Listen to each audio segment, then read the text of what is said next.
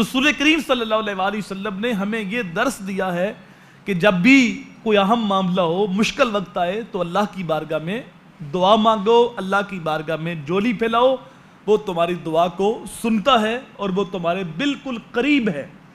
کتنا قریب ہے؟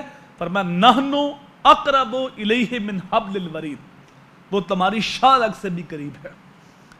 اس قدر شارک قریب ہے، اللہ کی ذات اس سے بھی زیادہ قریب ہے۔ اور جب بندے اس کے سامنے ہاتھ اٹھاتے تو جو بندہ کسی کے ساتھ بات نہیں کر سکتا وہ بات اپنے رب کے سامنے کھل کے کرتا ہے، تو اللہ بندے کے اٹھے ہاتھوں کی لاج رکھتا ہے۔ میرے حضور نے فرمایا ان ربکم حی کریم یستحی من عبدہ اذا رفع یدیہ ان یردہما صفرا، تمہارا رب زندہ بھی ہے، کریم بھی ہے، حیا بھی فرمانے والا۔ اللہ فرماتا ہے جب بندے میری بارگاہ میں ہاتھ اٹھا کے دعا مانگتے ہیں تو مجھے حیا آتی ہے کہ بندے کے اٹھے ہاتھ خالی کیسے موڑ دوں۔ جب مانگا ہی مجھ سے ہے تو میں نے بھی نہ دیا تو کس در پہ جائیں؟ عورتوں کو در ہے نہیں جہاں جائیں، عورتوں کو چوکھٹ ہے ہی نہیں جہاں اپنا دامن پھیلائیں۔ ایک ہی در ہے اور وہ وحدہ لا شریک کا در ہے۔ وہ ایک بزرگ حج پہ جا رہے تھے نا، تو ایک چھوٹا سا بچہ بھی ساتھ چلا گیا، تو بابا جی نے وہاں جا کے صدا لگائی لبیک اللہم لبیک، آگے سے آواز آئی لا لبیک۔ بابے نے پھر عرض کی لبیک اللہم لبیک، اے اللہ میں حاضر ہوں، آگے سے جواب آیا لا لبیک، تیری حاضری کوئی نہیں قبول۔ اس بچے نے کہا بابا جی یہ آواز نہیں سن رہے؟ کہا پتر 70 سال سے سن رہا ہوں، ہر سال آتا ہوں، صدا لگاتا ہوں، میں لبیک کہتا ہوں اور آگے سے جواب ملتا لا لبیک۔ تو بچے نے کہا بابا جی پھر بھی آ رہے ہو؟ تو بابے نے کہا پتر اور کوئی در ہے جتھے جائیے؟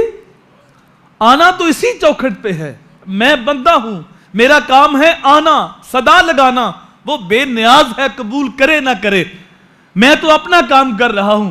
تب یہ بات بابے نے کہی تو حاطف سے آواز آئی اے میرے بندے تیرا یہ حج بھی قبول، پچھلے 70 بھی قبول۔ تو آنا تو اسی چوکھٹ پہ ہے، تو جب بندے اس کی بارگاہ میں ہاتھ اٹھا لیتے ہیں، جولی پھیلا لیتے ہیں، تو اللہ بندے کے اٹھے ہاتھ خالی نہیں موڑتا۔ حکمت ہو سکتی ہے، دعا کے اندر تاخیر ہو سکتی ہے، قبولیت کے اندر تھوڑی دیر ہو سکتی ہے، لیکن دعا بہرحال قبول ہوتی ہے۔ علماء نے لکھا ہے کہ دعا کبھی بھی رد نہیں ہوتی۔ دعا کی قبولیت کی مختلف صورتیں ہیں۔ پہلی صورت تو یہ ہے بندہ جو مانگتا ہے اللہ اس کو فوراً عطا کر دیتا۔ دوسری صورت یہ ہے کہ اللہ اس وقت تو عطا نہیں کرتا، کچھ دیر بعد میں عطا کر دیتا ہے۔ تیسری صورت یہ ہے کہ بندہ مانگتا ہے تو جو مانگ رہا ہے وہ اس کے حق میں بہتر نہیں ہوتا، بندہ نہیں جانتا، اللہ جانتا ہے، تو اللہ وہ تو عطا نہیں کرتا لیکن اس سے بہتر چیز عطا فرما دیتا ہے۔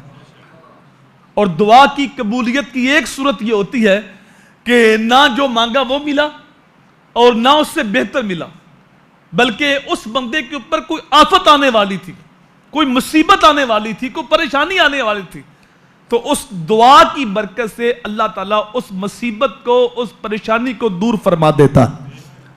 اور دعا کی قبولیت کی ایک صورت یہ ہے کہ اس دعا کو آخرت کے لیے ذخیرہ کر لیا جاتا ہے اور قیامت کے دن اس کا صلہ ملتا ہے، اس کو اجر ملتا ہے۔